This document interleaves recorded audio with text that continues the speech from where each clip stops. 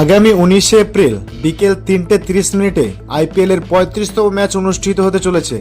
Gujarat Titans Delhi ক্যাপিটালসের মুখোমুখি হবে ম্যাচটিতে। Narendra Modi cricket stadium গুজরাটে অনুষ্ঠিত হতে যাচ্ছে ম্যাচটি। তো এই ম্যাচে কোন দল জিততে পারে সেটাই আপনাদের সামনে আলোচনা করব এবং এই মাঠে কোন দলের পারফরমেন্স কেমন সেটাও আপনাদের সামনে তুলে ধরব। তাই ভিডিওটি সম্পূর্ণ দেখুন, আর ভিডিওটি যদি ভালো লেগে থাকে তাহলে ভিডিওটি লাইক করে চ্যানেলটি সাবস্ক্রাইব করবেন। তো বন্ধুরা, আইপিএল এর 18তম আসরে প্রত্যেকটা দল শক্তিশালীভাবে নিজেদের দল গঠন করে শিরোপা জয়ের লক্ষ্যে মাঠে নামছে।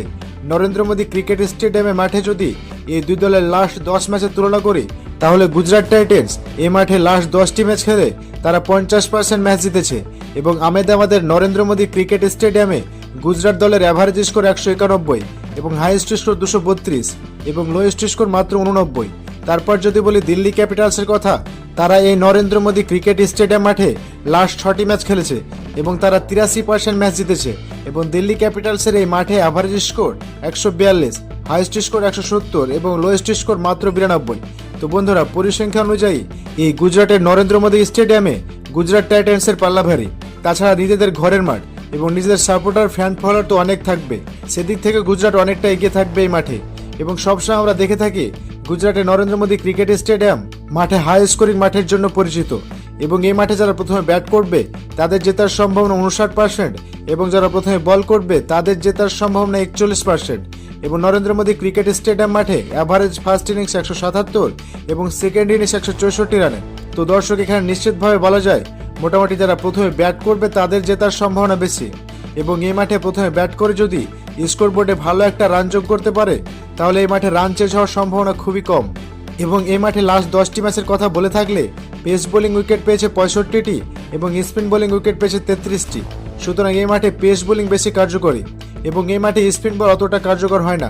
দর্শক, যদি হেড টু হেড কথা বলি, লাস্ট 5 ম্যাচে এই দু দলের দেখা হয়েছে এবং 2টিতে জয় পেয়েছে গুজরাট টাইটান্স এবং 3টিতে জয় পেয়েছে দিল্লি ক্যাপিটালস। যদিও এখানে দিল্লি ক্যাপিটালস কিছুটা এগিয়ে আছে, কিন্তু বর্তমানে শক্তিমত্তার দিক দিয়ে এই দুই দলের মধ্যে কোনো দলই কম শক্তিশালী নয়। কিন্তু গুজরাট টাইটান্স যেহেতু নিজের মাঠে খেলবে তাই তারা এগিয়ে থাকবে।